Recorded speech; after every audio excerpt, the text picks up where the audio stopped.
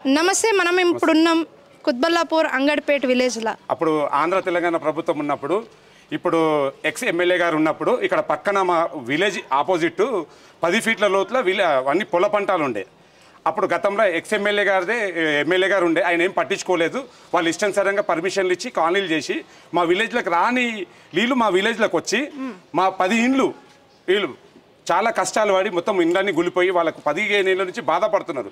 అయితే ఇదే వివేకన్న గెలిచినప్పటి నుంచి ఇప్పుడు 2 సార్లు గెలిచినప్పటి నుంచి ఇప్పుడు అన్న మా పరిస్థితి ఇది ఉంది, ఎట్లా చేద్దామని అంటే సరే ఒక ప్రతిపాదన తీసుకొచ్చి పై అధికారులకు మన మినిస్టర్ కేటీఆర్ మినిస్టర్కి చెప్పి మా కోల్కాలోకు అసెంబ్లీలో మాట్లాడి కోల్కాల్వ ఫైనల్ చేసాడమ్మా. ఇప్పుడు 2 వానరాలవి ఒక చుక్క ఆగకుండా వెళ్ళిపోయాయి. మన కుత్బల్లాపూర్ నియోజకవర్గంలో ఇప్పుడు ఈడ మనం ఏదైతే నిలబడుతున్నామో అప్పటికి లాస్ట్ ఇయర్ ఇక్కడ దాకా నీళ్లు ఉన్న ఫుటేజ్లు కూడా మనం చూసినట్టు టీవీలో కూడా వచ్చింది. అన్న కూడా వచ్చిండు, వివేక్ అన్న కూడా వచ్చిండు. అప్పుడు మేయర్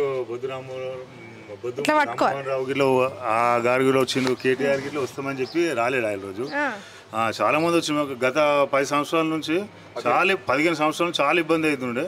ఇప్పుడు అన్న పట్టించుకుని ఇంట్రెస్ట్తోని అక్కడ సీనియర్ ఇంక్లూ అని చెప్పి అక్కడ కోల్కాలువ అంతా కబ్జా చేస్తున్నారు. కబ్జా పెడితే ఏం చేసినంటే అన్న కొట్లాడి అలా అక్కడికనే కోల్కాలువ తీసిండు. మాకు అంగడిపేటలో అసలు నీళ్ళు రాకపోతుండే, కోల్కాలువ అన్న తీసిండు కాబట్టి మాకు నీళ్ళు రాకుండా అయిపోయింది.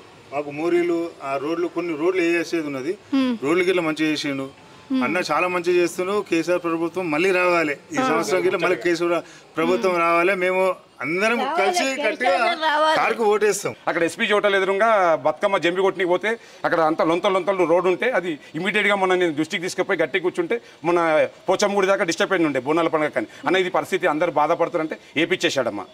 అయితే అన్నగారు మేము అడగంగా దృష్టికి వచ్చి నేను చేపిస్తాను. కాకపోతే ఏంటమ్మా అక్కడ ప్రభుత్వము విడతలవిరిగా చేస్తారు కాబట్టి ఈసారి ఖచ్చితంగా మేము ఎంబడి పడుతున్నాం కాబట్టి ఎమ్మెల్యే గారు మాకు డైలీ ఫోన్ చేస్తున్నారు, ఏం ఇష్యూ ఉంది, ఏమవుతుంది, ఏమని. కాకపోతే ఏంటంటే కొద్దిగా మా దగ్గర ఏంటంటే ఎవరో ఏదో మెసేజ్ తప్పిస్తారు, ఆ తప్పుని పట్టుకొని ఉంటున్నారమ్మా. ఎప్పుడు కాదు అంటే ఎప్పుడు జీవితాంతం మనం కాకుంటుంటామన్నా. మన సొంత విషయంలో ఏదైనా ఎప్పుడు అవుతుంది అని ముందు కాలేయాలి, కానీ ఒక కాలు వెనక కేయకుండా మా విలేజ్లో కొంతమంది ఉన్నారమ్మా.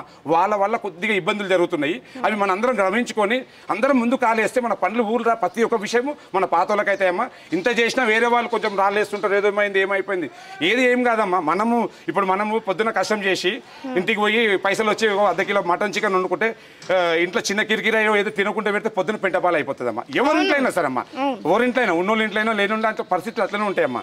కాబట్టి మనం ప్లానింగ్తో మనం ఉంటే అట్లాంటి పరిస్థితి కాదమ్మా. మన సమాజంలో కొందరు ఉంటారు, 2-3 ఉన్నది లేనిది ఉన్నది చెప్పేసి అయ్యే పనిని ఖరాబు చేస్తారు. కరెక్ట్ అయిపోయారు. అలాంటి జరగకుండా మనము అందరం అప్రమత్తం ఉందాము.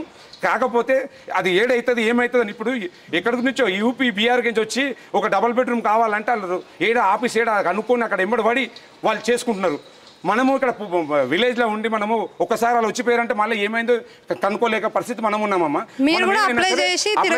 అది ఇప్పుడు ఎంఆర్ఓ ఆఫీస్కా ఇంకా దీన్ని వార్డ్ ఆఫీస్ ఉంది మనకు. ఇప్పుడు మా వార్డ్ ఆఫీస్ ఏంటి ఎవరికి తెలియదు.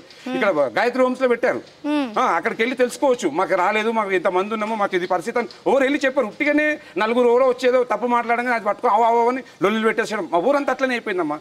మా ఊరికి చాలా వనరులు ఉన్నాయి, చాలా మంచి మనుషులు, కాకపోతే బయటికి వెళ్ళరు. అది ఆ ప్రాబ్లము. ఇప్పుడు మా లాంటి వాళ్ళని తిరిగి మా మీద ఇన్ని రాళ్ళమ్మా ఏవేవో చెప్పేస్తుంటారు. ఇక మేము ఒకటే చెప్తాం, కాలం చెప్తుందమ్మా, కాలం చెప్తుంది. నాకు 45 ఇయర్స్, నేను జెన్యూన్గా ఉన్నాను, నేను సింపుల్గా మామూలుగా ఉంటాను, ఎవరిని మనం ఇబ్బంది పెట్టాము, ఎవరి ఇది చేయను. కాబట్టి నాకైతే హ్యాపీ ఉందమ్మా. జై తెలంగాణ. వివేకానంద నాయకత్వం.